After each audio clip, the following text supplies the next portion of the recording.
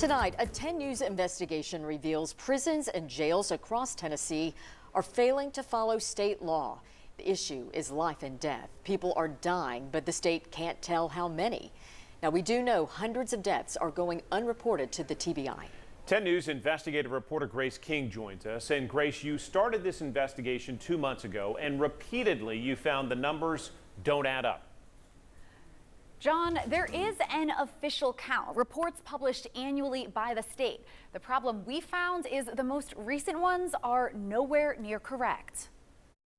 That jail knows her very, very well. Inside the crowded cells of the Cott County Jail, Kelsey Wolf battled her inner demons. She's battled with addiction for a really long time. The mom of two spent 8 years in and out of the jail. She would always say how overcrowded it was. But her family says this time felt different. Kelsey seemed to finally get the upper hand on those demons.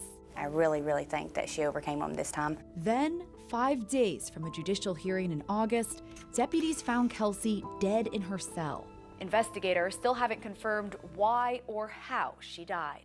We'd like to know what happened to her. State Representative Harold Love Jr. shares those concerns. That's why the Nashville lawmaker filed legislation to track the number of people who, like Kelsey, die behind bars. You want to see if there are patterns there. His bill became law in 2017.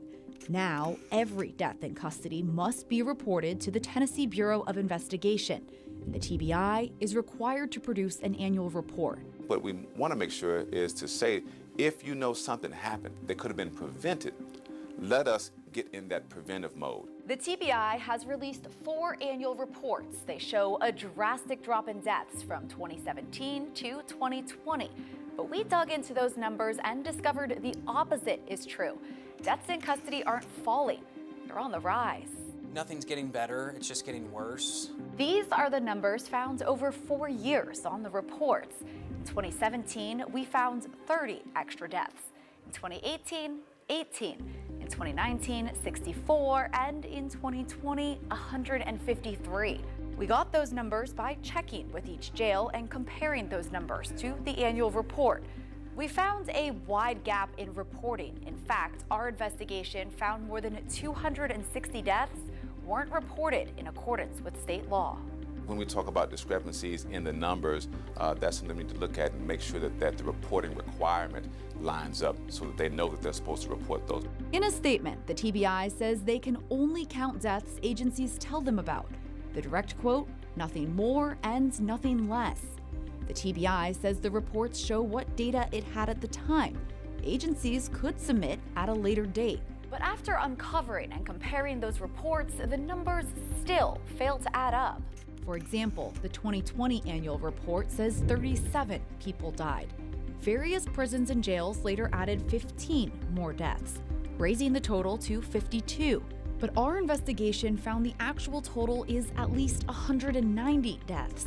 One of the challenges we have is enforcing reporting requirements. Representative Love says he may update his law come January.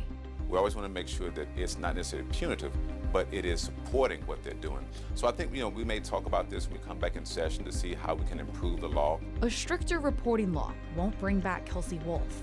It doesn't matter who you are, you can't be brought back after you've been left laying neglected. But a push for more accountability in those annual reports could shape future policies, perhaps save lives, and at the very least expose a jail or prison falling short of the most basic standard, keeping people alive in a system founded on the word justice.